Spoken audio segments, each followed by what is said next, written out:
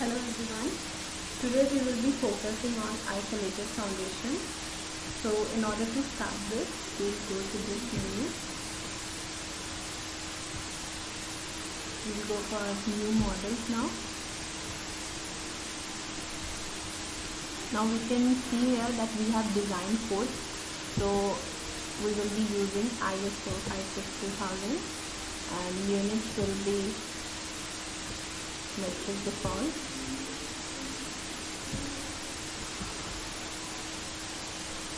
Now as we are going to have isolated foundation, so we will use single fitting. Now as per our calculation, we have left edge distance as 1.2 meters. We are taking this example.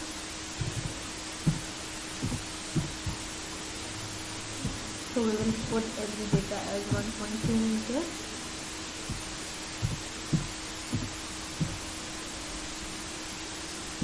And this we will be taking as 500 millimeters. Here we take the dead load as 200 kilonewton and live load as 100 kilonewton.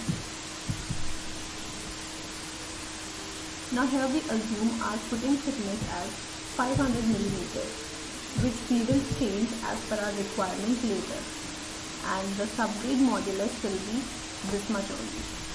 Now click on OK button. So here we can see our diagram is here. Zooming it a little bit. Now we would like to define the material. We can see here there are 3 default values, but we will add new material. So it will be M30 as we are going for concrete, and changing material type as concrete. Now these values which are present here as material weight or isotropic property data, they can be easily taken from Google, and these are taken as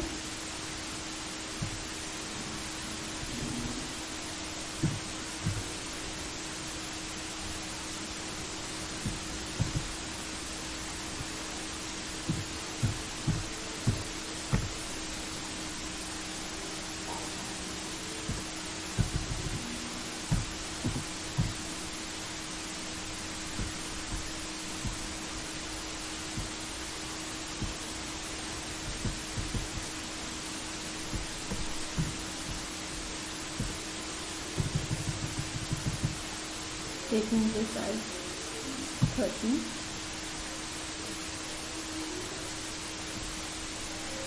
and click on OK button. Now we will again add a new material which will be of steel. So we take as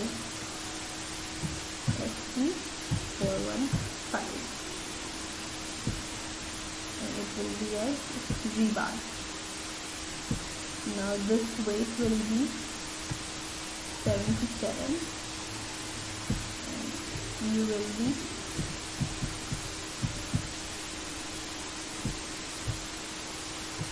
this will be surely equal to 415 and this will be equal to 485. Click on OK, and now we have defined our material. So again we would like to go to the slab property. Now we will have our footing as M30 and the thickness that we took as 500 millimeters.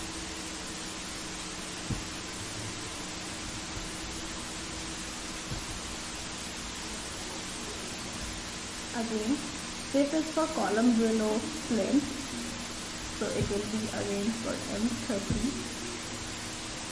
and thickness again is 500 millimeters. So we will go for OK. Now we need to have a design script, so we'll draw it manually by going on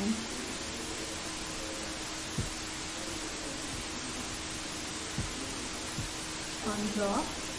So we will have this option as draw design script. Now as per our calculation, we will have our width as 0.5. So change every value as 0.5.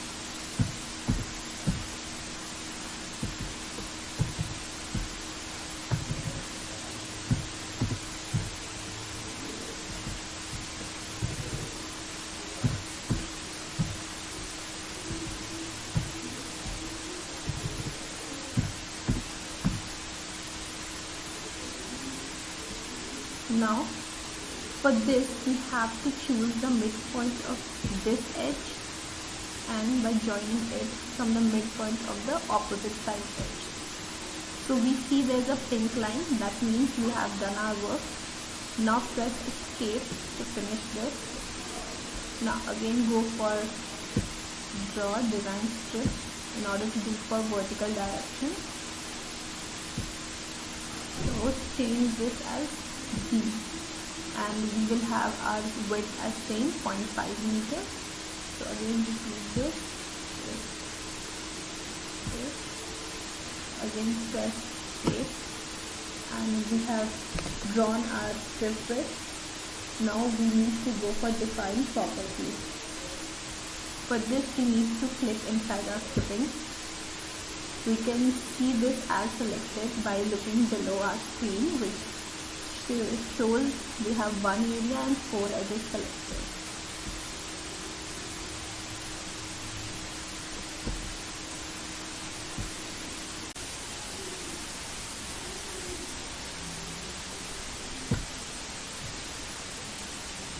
Now we will be assigning slab data property to this setup.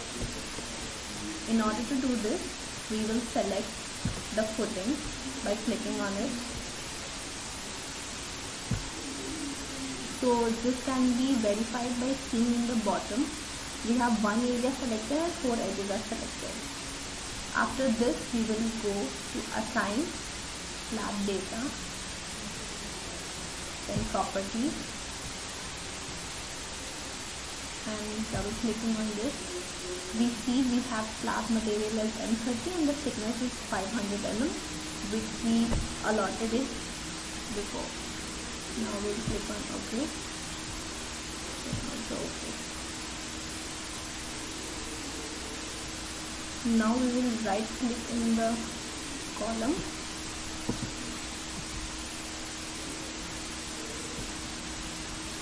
Right clicking on the column will show different types of properties, that are geometry, load, design, etc.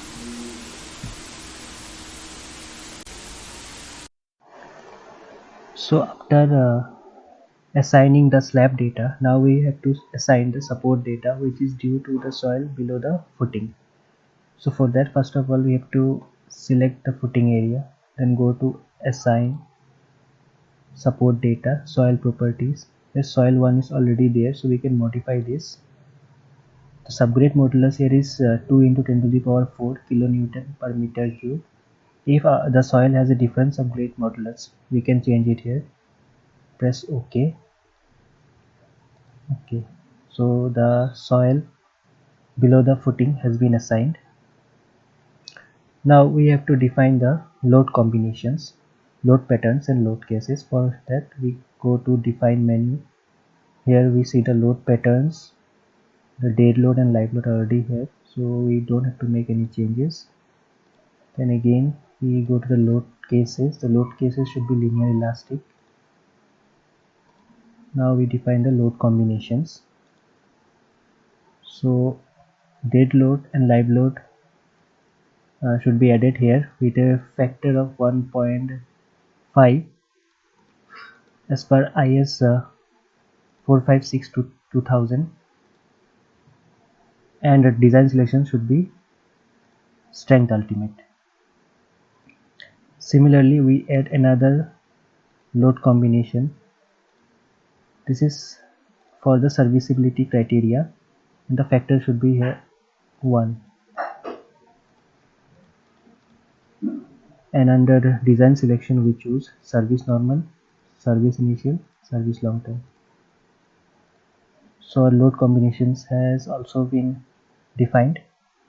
Now we have to assign the rebar material to the design strips and the footing and strip.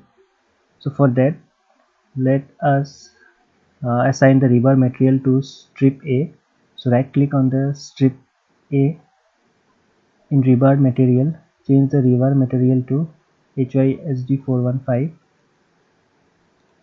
Similarly, we choose strip B, change the rebar material to HYSD 415. Similarly for footing and strip.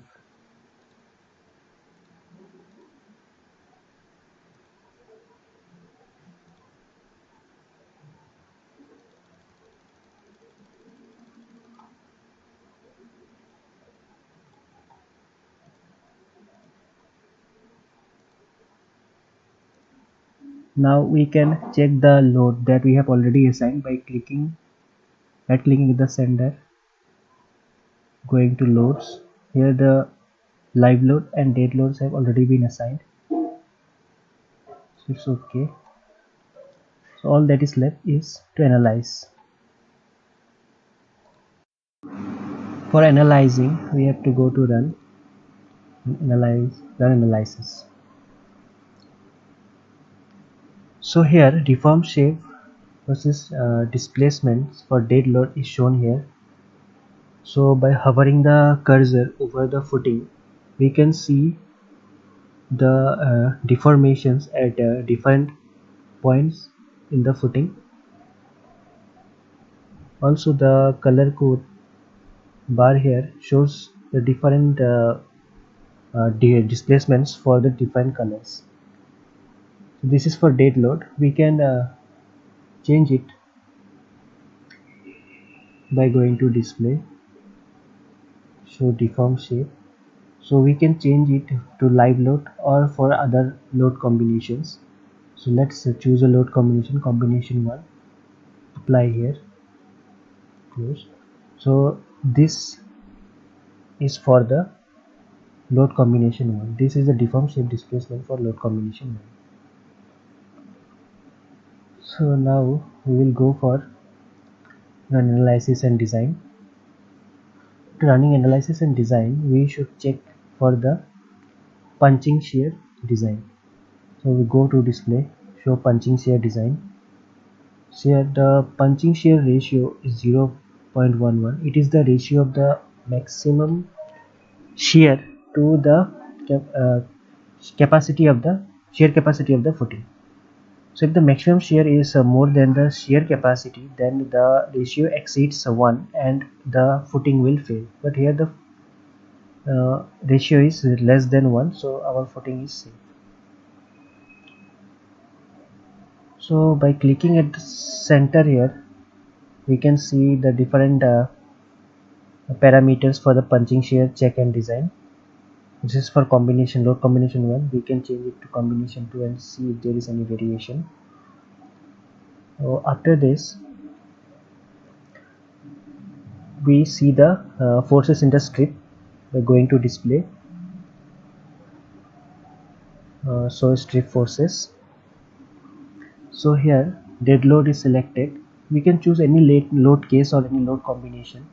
Suppose we choose a load combination 2, and the component to be shown is shear force in both the strip layers A and B. So we apply it. So this shows the strip forces, shear force at the different strips. Now we can see the slab stresses here, slab design here.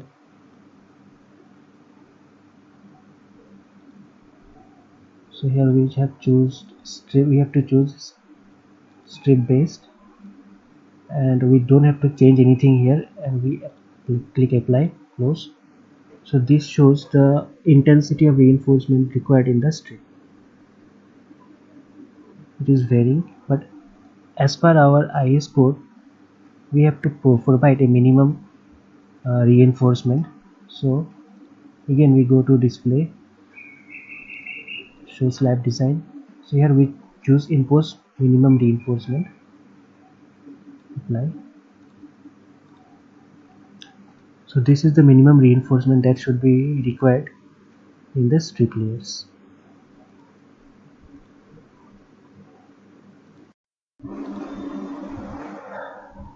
Now we can see the different forces, moments, shear forces acting on the slab from the tables that are generated during the analysis.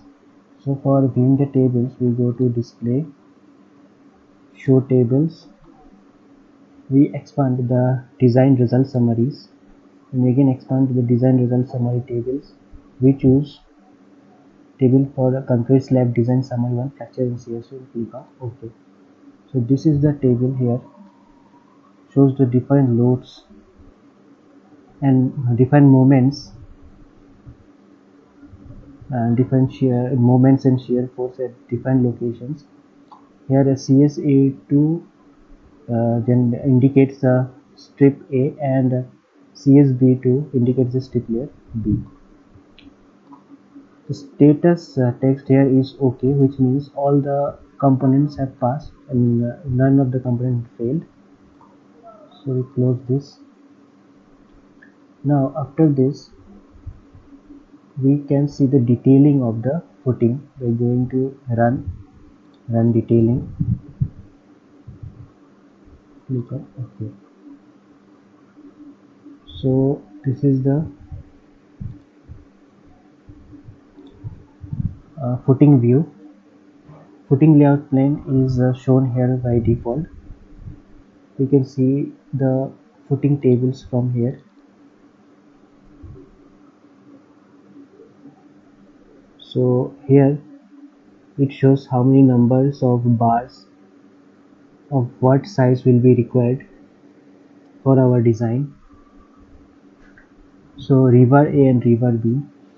Rebar A is in the y direction and rebar B is in the x direction. So here it shows that 4 number of bars of a 10 mm dia will be required in the x direction, and again 4 number of bars with 10 mm dia will be required in the y direction. So we can see the design sheets from here. So this is the design sheets generated here. Footing tables can also be generated on a sheet here. So this is how we draw and analyze an isolated footing in SAFE 2016. Thank you.